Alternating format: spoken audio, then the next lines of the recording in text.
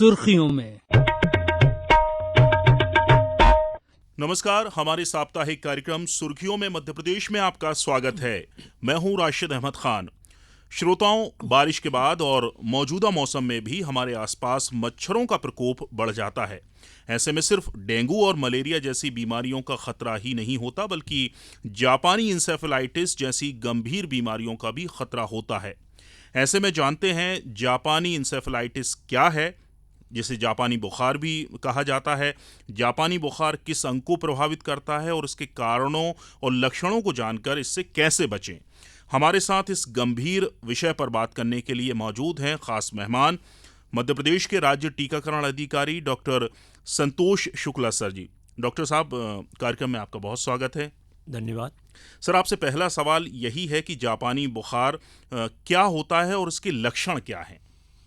आप सबको मालूम है कि जापानी इंसेफेलाइटिस भारतवर्ष में सबसे पहले उत्तर प्रदेश के गोरखपुर ने हाईलाइट किया था नेशनल लेवल पर, और हम लोगों ने वो सीन भी देखा है कि बच्चे बीमारी से अस्पताल आते थे और काल कवलित हो जाते थे। लगभग 1600 मौत हुई थी उस वक्त। और उसके बाद 2005 के बाद धीरे धीरे ये जापानी इंसेफेलाइटिस का जो वायरस है ये फैलने लगा। ये सबसे पहले ये सही बात है कि जापान में ही स्टार्ट हुआ था, इसलिए इसका नाम जापानी इंसेफेलाइटिस रखा गया। एक वायरस कैसे होता है, मानव शरीर में पहुंचता है, ये जानना ज़रूरी है। देखिए, इसका जो वाहक है या तो सूअर होते हैं जिसको अंग्रेजी में पिग बोलते हैं, और दूसरा है जो विचरण कर रहे हमारे पक्षी हैं जो पानी के किनारे बैठे हुए फुदकते हुए दिखते हैंगे, वो कैरियर होते हैं। और वहीं पे ज़्यादातर हम लोग देखते हैं कि क्यूलेक्स, पानी के जो पॉन्ड्स होते हैं वहीं पर क्यूलेक्स मच्छर भी पनपता है, और वो उनके संपर्क में आने के बाद यदि उस एरिया में हमारा मानव जाति कोई नागरिक रह रहे हैं तो उनको काटता है। काटने के बाद ये वायरस तेज़ी से हमारे शरीर में खून के माध्यम से मस्तिष्क तक पहुंचता है। ख़ासतौर से ये बच्चों में होने वाली बीमारी है, 1 साल से 15 साल तक के। तो मस्तिष्क ज्वर के नाम से एकदम से बीमारी पनपती है, और साथ में जो स्पाइनल कॉर्ड, तंत्रिका तंत्र है, उसको भी प्रभावित करती है। शुरू में बुखार आएगा, तेज़ बुखार आएगा, ठंड दे के बुखार आएगा, थकान लगेगी, बदन टूटता हुआ नज़र आएगा, और साथ में उल्टी भी चालू हो जाती है, खाना पीना रुक जाता है, और अचानक झटके आने लगते हैं, और बच्चा धीरे धीरे बेहोशी की ओर बढ़ने लगता है। उसको बोलते हैं कोमा, जो वापस होश में नहीं आ पाता है। यदि बच्चों को, देखिए वायरस का कोई इलाज तो है नहीं, मगर जो सपोर्ट सिस्टम से अगर हमने उसको बचा भी लिया तो उसमें मानसिक विकलांगता के लक्षण दिखने लगते हैं, शारीरिक विकलांगता की भी हो सकती है।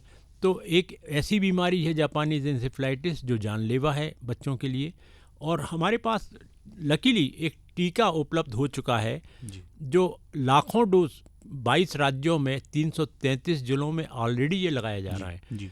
हमारे प्रदेश में विगत वर्ष विदिशा और रायसेन चिन्हित किए गए थे हाई रिस्क, उनमें हमने करीब 3 लाख लगभग टीके लगा चुके हैं। और इसके बाद 27 तारीख यानी आज से माननीय स्वास्थ्य मंत्री जी द्वारा उद्घाटन किया गया भोपाल में, और अब 4 जिलों में बच्चों को टीके उपलब्ध होंगे।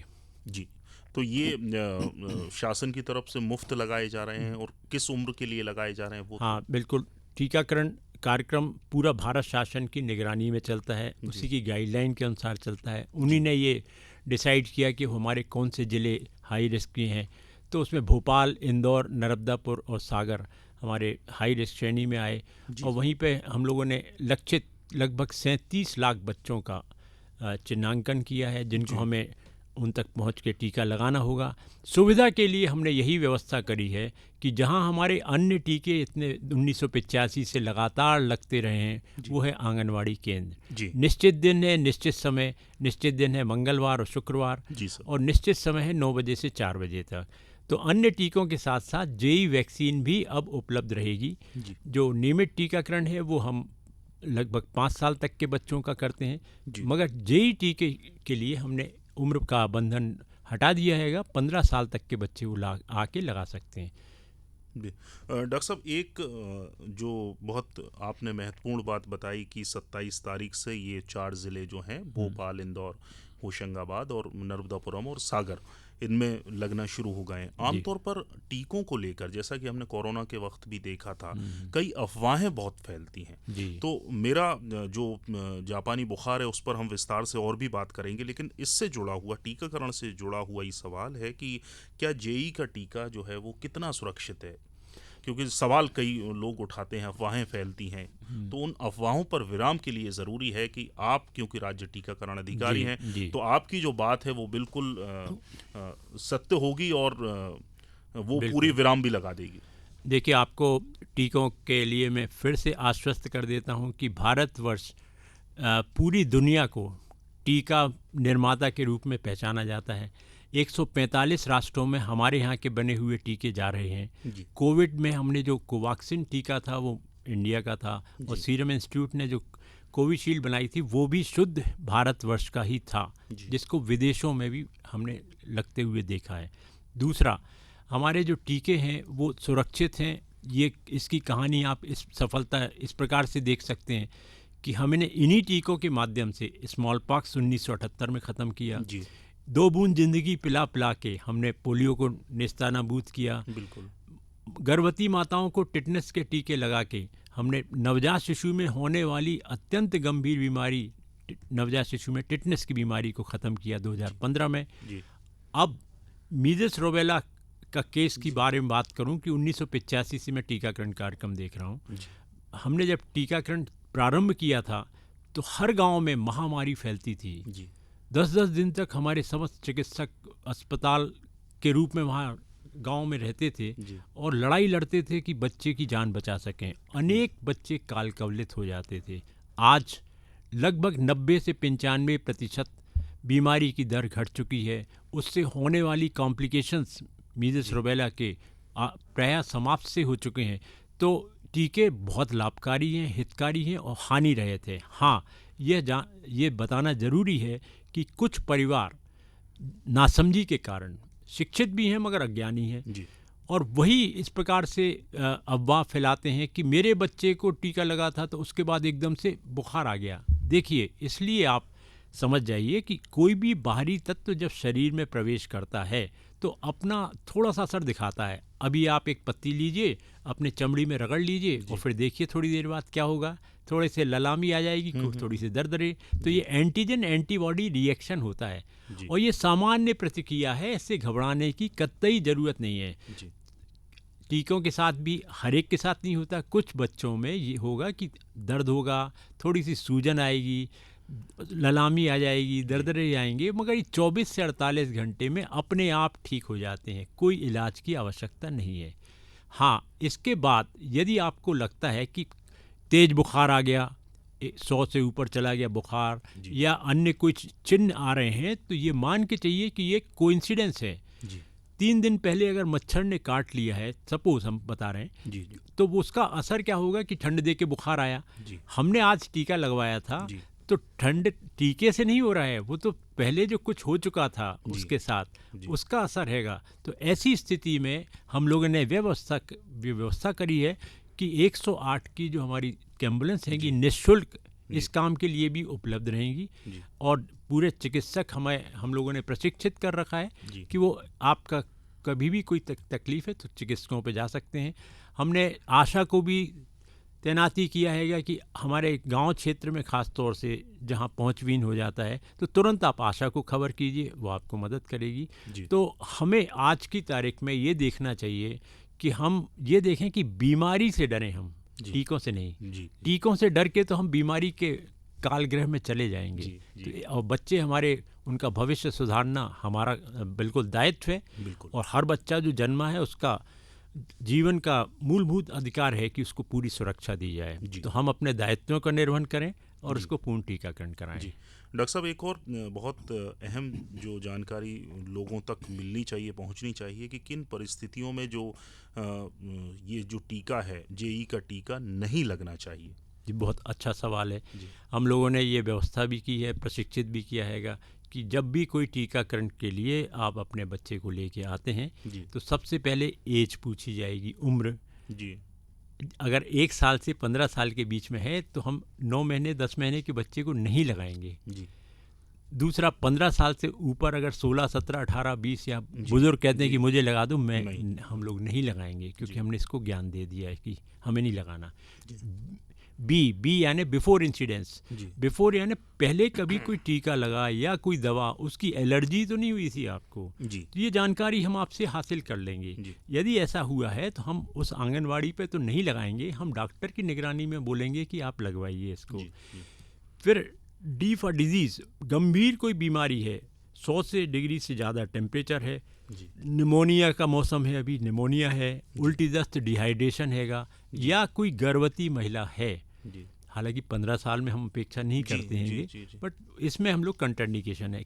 या हमारे वो बच्चे जो किसी HIV से ग्रसित हैं, एड्स के, जी या कैंसर पीड़ित होंगे, तो उनके जी। लिए हम चाहेंगे कि चिकित्सक की निगरानी में ही सलाह के बाद आप लगाएं, जी आंगनवाड़ी पे नहीं। जी जी जी एक और ये कि वैक्सीन जो टीका जो लगेगा लोगों को, तो किस तरह के दुष्प्रभाव हो सकते हैं? मतलब जो माइनर से अगर कुछ ऐसा हो कि जिसको लोग अगर वो मामूली बुखार आ जाए या कुछ, जी। तो घबराए ना, इस तरह हाँ। के क्या दुष्प्रभाव मामूली हो सकते हैं? जैसा कि आपको भी पूर्व में भी बताया था कि अगर बुखार होता है तो हम लोग हर बच्चे को पैरासीटामोल की दवा उपलब्ध करा देते हैं। जी उसका डोज उम्र के हिसाब से बता दिया जाता है, जी तो उसका उपयोग कर लें। जो हमने टीका जिस स्थान पे लगा है, मैं आपको यहाँ फिर से बता दूं कि इंजेक्शन के माध्यम से ये टीका दिया जाएगा जी। मांसपेशी में। जी 5 साल तक के बच्चे को बाईं जांघ पे लगेगा, जी और 5 साल से ऊपर के बच्चों को दाहिने बाजू में लगेगा। जी तो टीके की जहाँ साइट है जी वहाँ पे हम ठंडे पानी का पट्टी भी रख सकते हैं, जी, जिससे जो थोड़ा बहुत दर्द या ललामी आ रही है वो कंट्रोल में आ जाती है। जी जी वापस हम जापानी बुखार पर ही लौटते हैं टीकाकरण से इतर की जो, क्योंकि जो लोग सुन रहे हैं श्रोता, उनको ये भी जानना बहुत ज़रूरी है कि वो आम बुखार और जापानी बुखार में फ़र्क कैसे महसूस करें, कि कौन से वो लक्षण होते हैं जिनसे आम लोग भी ये समझ सकते हैं कि ये जापानी बुखार है, जापानी इंसेफ्लाइटिस है, आम बुखार नहीं है।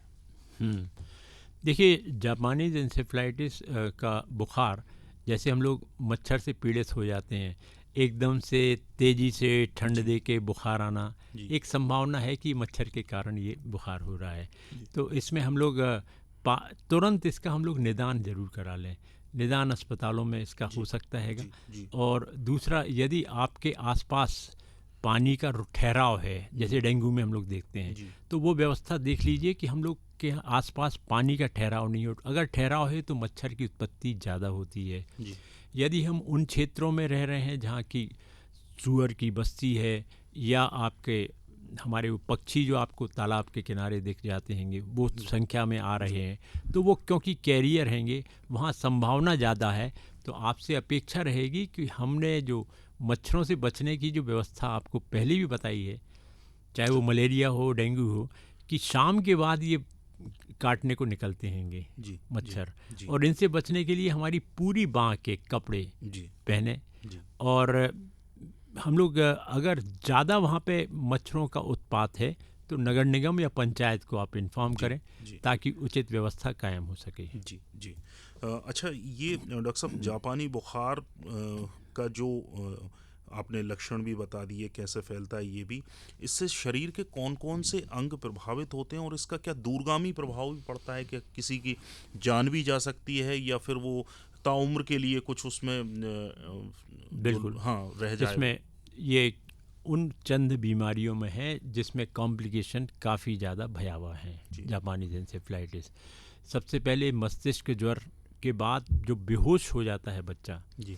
और बेहोशी से वापस आना दूभर हो जाता है, जी डीप कोमा जिसको बोलते हैं। जी यदि वो वापस आ भी गया तो वो जो बीमारी का वायरस है, हमारा स्पाइनल कार्ड, तंत्रिका तंत्र पे इतना असर कर जाता है कि मानसिक रूप से विकलांगता, शारीरिक रूप से विकलांग हो जाता है वो बच्चा, और बार बार कभी झटके आ रहे हैं, किसी न किसी कारणों से कुछ न कुछ उसके बॉडी पे असर रह जाता है। तो ये आपको बहुत गंभीरता से लेना चाहिए कि अभी हमारे मध्य प्रदेश में जी। पाँव पसारा है, जी। अभी महामारी नहीं हुई है, तो ये ना सोचें कि अरे जब कोविड काल समान बहुत बड़े तादाद में बीमारी नज़र आएगी तभी बढ़ेंगे। जी, नहीं, जी, ये खतरा मोड़ ना लें। जी, हमें बहुत अच्छे से वक्त पे हमें टीका उपलब्ध हो गया है, जी। निःशुल्क टीका हो गया है, लाखों डोज इसका इस्तेमाल हो चुका है। और मानसून के मौसम में एकदम से जून के बाद तेज़ी से मच्छरों का उत्पात होता है और तेज़ी से बीमारी पनपने के चांसेस ज़्यादा हो जाते हैं। तो ये हमारा जो अभी मार्च और अप्रैल महीने में हम लोग अभी मार्च में तो लगाएंगे आपके आंगनवाड़ियों पे, और उसके बाद जैसे ही स्कूल खुलेंगे तो स्कूलों में जाके भी बच्चों को टीके लगाएंगे। जी। तो चाहे वो स्कूली बच्चा हो अधिक उम्र का और या आंगनवाड़ी उम्र के बच्चे हैं, दोनों में आप स्वयं आगे जाके लगवा के आएँ। और आज ही माननीय हमारे उप मुख्यमंत्री और स्वास्थ्य मंत्री शुक्ला साहब ने जब टीकाकरण का उद्घाटन किया जी, तो हमारे कई बच्चों को टीका लगा। जी, तो उनसे उनने पूछताछ की, क्यों बेटे कोई तकलीफ तो नहीं जी, हुई? जी। उन्हें तुरंत हंसते हुए बताया कि हमें कोई भी दर्द नहीं हुआ, हमें बहुत अच्छा लगा। जी, जी। अच्छा, और ये जो टीका है, इसका असर कितने वक्त तक रहता है? मान लीजिए जिसने आज लगवाया है, तो वो कब तक सुरक्षित रहेगा? यूँ तो मच्छर से बचाव ज़रूरी है और साफ सफाई रखें, पानी इकट्ठा ना होने दें, वो सब है। इससे तरी जो टीका है उससे बचाव के लिए बहुत ज़रूरी है, तो उसका असर कब तक रहेगा? दूसरा टीका कब लगवाने की ज़रूरत है? बहुत अच्छा सवाल है। देखिए, अगर आप अभियान के दौरान आपने टीका लगाया है तो एक ही बार टीका लगेगा। जी, और अभियान में हम क्यों लगाते हैंगे इसको तादाद में? क्योंकि महामारी की संभावनाओं को नगण्य कर देते हैं। जी, बीमारी वायरस से लड़ने के लिए ज़रूरी है कि हर इंसान 15 साल तक का हर बच्चा जी, में उसका एंटीबॉडी रहे। जी, यदि बीमारी प्रवेश कर रही है तो लड़ने की ताकत है, जी। हमारे जो एंटीबॉडीज़ है वो हरा देंगी जी, जी, और वो वायरस नहीं पनप पाएगा। जी, मगर जैसे ही हम लोग अभियान का टीका ये समाप्त करेंगे तो उन जिलों में जहाँ की ये प्रारंभ किया है, हम नियमित टीकाकरण के अंतर्गत भी इसको शामिल करेंगे। जी, जेई जापानीज इंसेफ्लाइटिस का इंट्रामस्कुलर पहला टीका लगता है 9 से 12 महीने में, जी, और 16 से 24 महीने में जब एमआर का दूसरा टीका लगता है जी। डीपीटी के साथ, तो तब ये वाला भी टीका लगेगा जेई का। जी, तो जैसा आप पूछ रहे हैं कि इसका असर क्या रहेगा, आजन्म सुरक्षा की गारंटी अच्छा, रहेंगे ये टीके जी, जापानीज इंसेफ्लाइटिस के। जी, तो आप कैंपेन का तो टीका लगवाएं ही, जी। साथ में जब नियमित में भी जाएं तो कैंपेन को भूलते हुए आप दोनों टीके वापस लगवा लेंगे जी, तो आजन्म सुरक्षा होगी। अभी आज ही मेरे पास मैसेज आया इंदौर से कि साहब हमने प्राइवेट में एक टीका लगा लिया हैगा, जी, जी, अब मैं लगा सकता हूँ? हाँ, जो अभियान का टीका है वो उसमें किसी से पूछताछ नहीं करना। यदि आपने प्राइवेट में भी लगाया था फिर भी आपको एक अतिरिक्त डोज लगाना ज़रूरी है। जी। अच्छा, जो लक्ष्य की प्राप्ति के लिए जो आपने लक्ष्य बताया है, उससे अभी तो ये आंगनवाड़ी केंद्रों में लग रहे हैं, जी। क्या पोलियो की दवा की तरह इसको भी घर घर जाकर लगाया जाएगा अभियान के तहत? नहीं, देखिए, पल्स पोलियो में हम लोग को घर घर इसलिए जाना पड़ा था जी, कि हमने उन्मूलन किया था बीमारी का। जी, जी, जब उन्मूलन की कगार पे पहुंचते हैं जी। तो एक भी घर और एक भी बच्चा ना छूटे, ये कसम खा के हम प्रशिक्षित टीम को भेजते हैंगे। वो हमारी मजबूरी है, क्योंकि एक भी बच्चा छूट जाता है जी, तो हम बीमारी को नेस्तानाबूद नहीं कर नहीं कर पाएंगे, पाएंगे। ख़त्म जड़ से नहीं कर पाएंगे, सफाया नहीं कर पाएंगे। जी, तो वो मजबूरी है घर घर जाना। जी। मगर अभी हम निर्मूलन नहीं कर रहे हैं, नियंत्रण कर रहे हैं। नियंत्रण। तो जब नियंत्रण करते हैं बीमारी का तो निश्चित दिन निश्चित समय, जी, हमारे मंगलवार और शुक्रवार टीकाकरण दिवस है, निश्चित समय 9 से 4 है, जी। वहाँ पे ही बैठ के जब हम बैठ के वैक्सीन कैरियर में जो वैक्सीन रखते हैं वो शीत श्रृंखला के अंतर्गत 2 से 8 डिग्री तापमान में वो जी। सबसे ज़्यादा असरकारी होती है। जी, तो आप सभी से नागरिकों से ये भी कहना है कि हमारी टीम को फोर्स ना करें कि आके आप घर घर लगाएं। जी, ये टीके सबसे ज़्यादा असरकारी तब रहेंगे जब शीत श्रृंखला, बार बार अगर हम वैक्सीन कैरियर खोलेंगे तो शीत श्रृंखला, वैसे गर्मी महीने आने वाला है, बिल्कुल। तो टेम्परेचर 8 डिग्री से अगर ऊपर चला जाएगा बार बार खोलने से जी। तो उसका उतना असर नहीं रहेगा। जी, जी। डॉक्टर साहब, कोविड-19 के दौर में भी आप ही की अगुवाई में जो वैक्सीन लगाई गई थी, इसके बाद भी जैसा कि आपने बताया पोलियो की जो दवा पिलाई गई वो भी, और अब ये जापानी बुखार की भी, और किस तरह के जो कार्यक्रम हैं स्वास्थ्य विभाग द्वारा चलाए जा रहे हैं टीकाकरण के जो कार्यक्रम? देखिए, मैंने जब ज्वाइन किया था तब 6वां टीका था मीजल्स का, जी, जो हमारे टीकाकरण तालिका में शामिल हुआ था। जी आज जेई वैक्सीन जो है वो 12वां टीका है। जी 6 टीके हमारे इस दौरान 38 सालों में नए आ चुके हैं और अभी 7 मार्च को एक नया हम लोग टीका ला रहे हैं। नया एज इस रूप से कि बीसीजी टीका टीबी के खिलाफ 1921 में ईजाद हुआ था जी और 1948 में पहली बार भारतवर्ष में प्रयोग किया गया था। 1978 में EPI program, expanded program on immunization के नाम पर टीकाकरण प्रारंभ हुआ था। 5 टीके लगते थे, उसमें बीसीजी भी था। तो 1978 से लेके अभी तक लगातार हम लोग 1 साल तक के बच्चों को जैसे ही पैदा होता है 12 महीने के अंदर टीका लगाने का बाएं कंधे पे एक टीका लगाया जाता है टीबी के विरुद्ध। यहाँ यह भी बताते हुए मुझे खुशी हो रही है क्योंकि इतने लंबे अनुभव के बाद मैंने ये देखा, और मैं चाइल्ड स्पेशलिस्ट बहुत लंबा अनुभव हो गया है। चाइल्ड स्पेशलिस्ट भी हूँ, तो बच्चों का वार्डों में जाके उपचार भी किया करता था जी। तो बस जब हर तीसरा बिस्तर टीबी, मेनिंजाइटिस, दिमागी टीबी से पीड़ित होके और 1-1 महीने तक बच्चा उस बिस्तर पर रहता था क्योंकि इलाज नहीं हो पाता था। मौतें भी टीबी के कारण बहुत होते हुए हमने देखी हैं। मगर आज ये स्थिति है कि कहीं भी कोई इतने विकराल कॉम्प्लिकेशन बच्चों में तो नहीं दिखाई दे रहे हैं। सच्चाई, क्योंकि मैं भी अगर अपने बचपन को याद करता हूं तो कई मरीज ऐसे देखने को मिल जाते थे कि जिनको टीबी होता था, लेकिन अब ऐसे कोई भी लोग मुझे नहीं दिखते कि जिनको टीबी। तो 2030 तक विश्व से टीबी मुक्त विश्व की परिकल्पना WHO ने की है। और BMI, बॉडी मास इंडेक्स, यानी होता है कि अगर आपकी ऊंचाई, ये मैं आपको विशेष रूप से बताना चाहता हूँ, नोट कर लें आप, हम अपना बॉडी मास इंडेक्स स्वयं निकाल सकते हैं। इसका मतलब हमारी हाइट कितनी है सेंटीमीटर में, हाइट, ऊंचाई कितनी है आप नाप लीजिए फीता रख के दीवार में खींच के, और एक वजन मशीन पे तौल लीजिए अपने को। तो आपकी हाइट और वेट, गूगल में जाइए, BMI, body mass index calculator India, type कीजिए आप, टाइप करेंगे BMI, body mass index India, जैसे ही टाइप किया गूगल में जाके तो वो तुरंत एक टेबल आ जाएगी। उसमें आपसे उम्र पूछी जाएगी, आप मेल है या फीमेल है, आपकी हाइट सेंटीमीटर में कितनी है और आपका वजन किलोग्राम में कितना। ये 4 चीज़ें डालिए, नीचे एकदम से क्लिक करिए, आपका BMI निकल जाता है।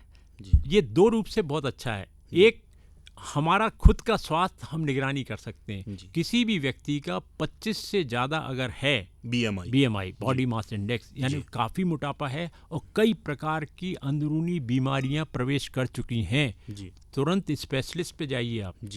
विशेषज्ञों से, अगर आप पैथोलॉजी एक्सरे जो बोल रहे हैं, 25 से ज़्यादा नहीं होना चाहिए बॉडी मास इंडेक्स। 25 से ज़्यादा है तो आप बीमारी के कई खतरों से ग्रसित होने की संभावना हो गई है आपको। आप प्रूफ कर लीजिए अपनी जांचें करा के कि आप में वो वाले diabetes, cholesterol, blood pressure, cardiology या लिवर, आपका कुछ ना कुछ सिम्टम तो नहीं हो रहे हैं चालू, बिगनिंग है, शुरुआत है। और 18 से जो कम है, जिसको कहते हैं सूखिया, बिल्कुल दुबले पतले हैं, वो काफ़ी ज़्यादा प्रभावित हो सकते हैं, ख़ास तौर से टीबी जैसे जघन्य रोगों से। तो उन लोगों को खुद आके, हम डायबिटीज़ वालों को, 18 से कम वाले हैं, ये खुद आए निकल के, ये टीके हमने समस्त शासकीय संस्थाओं में भी उपलब्ध करा दिए गए हैं, जो 7 मार्च से स्टार्ट हो रहे हैं। और साथ में हम आंगनवाड़ी पे भी जाएंगे। तो आप ये देख लीजिए कि हमारे अपने को खुद आगे आके रजिस्टर करा लें। और TB विन, ये भी नोट कर लीजिए, TB यानी ट्यूबरक्लोसिस, विन यानी जीतना। TB विन पोर्टल एक आपका मोबाइल ऐप में एक सॉफ्टवेयर है, और उसके माध्यम से हम आंगनवाड़ी आशा को ट्रेनिंग दे चुके हैं। वो आपका नाम दर्ज कर लेंगे, और अभी कुछ दिनों में तो हम, जैसे कोविड में आप ऑनलाइन घर बैठे आपको रजिस्टर कर सकते थे, वो व्यवस्था भी देने जा रहे हैं इसी पोर्टल के माध्यम से। TB विन, और उसके बाद जाकर टीका लगवाएं। जैसे ही आप बुक कराएंगे तो आपके आसपास कहाँ टीके लग रहे हैं, नियरेस्ट है, वो आपको निकल के आ जाएगा। और जैसे ही आपने टीका लगाया तो आपका सर्टिफिकेट भी जनरेट हो जाएगा। और यही चीज़ हमने बच्चों के लिए भी कर दी है। जैसे कोविड काल में हमने कोविन पोर्टल था, ऐसे UWIN, UIP, universal immunization program, और विन यानी जीतना। तो हमने आपको घर बैठे जीत दिला रहे हैं कि अपने बच्चों से वैक्सीन प्रिवेंटेबल डिजीजेस, वैक्सीन रोधक बीमारियों से जीत हासिल करने के लिए आपकी मुट्ठी में एक मोबाइल है। जी, आप अपने बच्चे का नाम लिखवा दीजिए। जी। बच्चा, हमने व्यवस्था सर इस जितने भी डिलीवरी पॉइंट जी। हैं वहाँ पे ये व्यवस्था निःशुल्क कर दी है। आज आप देखना, जब अस्पताल में जाते हैं तो ये भी पूछना मेरा यूविन में बच्चे का नाम दर्ज हुआ है कि नहीं। ये हर बच्चे का होना चाहिए। बिल्कुल 100%। ये हमने शासन स्तर पर निर्णय ले लिया है कि हमारा 100% बच्चा अब प्रदेश में जी, टीकाकरण के पहले जन्म के बाद पंजीकृत होगा। जी, उसका फ़ायदा ये होगा कि वो जैसे ही पैदा हुआ हमने नाम लिखा तो उसका डेट एंड टाइम, जी, जो बाद में आपको कुंडली के लिए हाँ, काम आता है वो हम भूल जाते हैं, तो जी। डेट एंड टाइम डाल दिया जाएगा। जी। उसको शुरू के 3 दिन का दूध मिला कि नहीं माँ का, जी, स्तनपान जी, जो अमृत समान होता है, बिल्कुल। उसकी भी एंट्री होगी। जी। इसके बाद बच्चे को पोलियो की 2 बूंद, 24 घंटे में हेपेटाइटिस बी और बीसीजी का टीका लगा दिया जाता है। जी, जी। और ये वापस मैं जापानी बुखार पे ही आता हूँ। जो अभियान 27 तारीख को शुरू हुआ है, उस कब तक जारी रहेगा? आंगनवाड़ी नहीं, अभियान का मतलब होता है कि हम लोग थोड़ा लंबे समय तक चलाएंगे। इसका 3 महीने के अंदर हमें अपने पूरा लक्ष्य हासिल करना है। 37 लाख बच्चे 4 जिलों में चिन्हांकित किए गए हैं और उन तक हम पहुंचेंगे। उन तक पहुंचने के लिए हम परिवारजनों से तो अपील कर रहे हैं, रेडियो के माध्यम से, दूरदर्शन मैं वही के बोलने वाला था कि आप क्या अपील करना चाहेंगे लोगों से, ये 4 जिले खास तौर से? बिल्कुल। क्या तो मैं तो यही चाहूँगा कि आज जो उद्घाटन के कार्यक्रम में हम लोगों ने संकल्प दिलाया था, मैं जन जन तक ये संकल्प पहुँचाना चाहता हूँ। आज इस प्रोग्राम के माध्यम से मैं चाहता हूँ कि आप संकल्प लें। हम संकल्प लेते हैं कि जन जन को जापानीज इंसेफ्लाइटिस यानी दिमागी बुखार के लक्षण, गंभीर खतरों एवं बचाव के विषय में सभी को समझाएंगे। जेई बीमारी वायरस लाइलाज बीमारी है, मात्र जेई टीके ही बचाव की गारंटी है। अतः 1 से 15 वर्ष के सभी स्कूल आंगनवाड़ी के बच्चों को अनिवार्य रूप से दर्द रहित टीका अवश्य लगवाएंगे। बीमारी से डरें, टीकों से नहीं। यह वातावरण निर्माण कर जेई बीमारी को हराएंगे। हम संकल्पित हों। तो ये संदेश सिर्फ आकाशवाणी से आपके कानों तक न हो, घर घर तक आप पहुंचाएं। और एक बहुत अच्छा अवसर रहेगा कि बीमारी पे जीत पाने का, बीमारी को नियंत्रण में लाने का, बीमारी को समाप्त करने का। तो हम सहभागी बने। मैं एक चीज़ और बोलना चाहता हूँ कि हमारी आज़ादी भारतवर्ष को मिली थी 1947 को। आप पूछें कि और किस चीज़ से हमें आज़ादी मिल गई आज तक? 56 विभाग हैं पूरे देश में। तो मैं समीक्षा कर रहा था कि स्वास्थ्य विभाग और टीकाकरण डिवीज़न एकमात्र वो विभाग है जिसने स्मॉल पॉक्स से आज़ादी दिलाई आपको 1978 में, पोलियो से आज़ादी दिलाई आपको 2014 में, मदर न्यूट्रल टिटनेस से आज़ादी दिलाई आपकी 2015 में, 2024-25 में हम MR मीज़ल्स रूबेला से आज़ादी दिलाने का संकल्पित हैं और 2025 में टीबी निर्मूलन करने के लिए हम प्रयासरत हैं। तो इतनी आज़ादी दिलाने के लिए हमने कुछ नहीं किया। हम अपनी सेवाएं आपको तत्पर रूप से दे रहे थे, समर्पित सेवा भाव से दे रहे थे।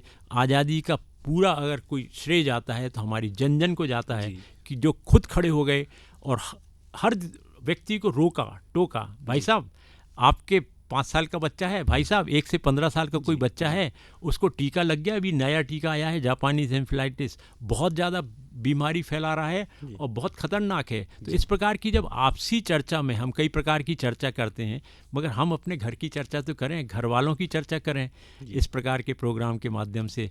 तो आप अगर चर्चा करने लगें, चर्चा के बिंदु में आपका टीके भी शामिल हो जाएं, तो वो कोई कारण नहीं है कि हम वैक्सीन रोधक बीमारियों से मुक्ति आपको दिलाएंगे। जी, बहुत बहुत शुक्रिया डॉक्टर साहब, इतना कीमती समय निकालने के लिए और इतनी महत्वपूर्ण जानकारी लोगों तक पहुंचाने के लिए। और आपने जो एक वाक्य बोला है कि बीमारी से डरिए, टीकों से नहीं, ये लोगों को समझना चाहिए कि जो टीकाकरण कार्यक्रम है उसमें शामिल हों। जापानी बुखार से बचाव का बहुत सही उपाय जो है वो टीकाकरण ही है। एक नारे से मैं प्रोग्राम समाप्त करना चाहूँगा।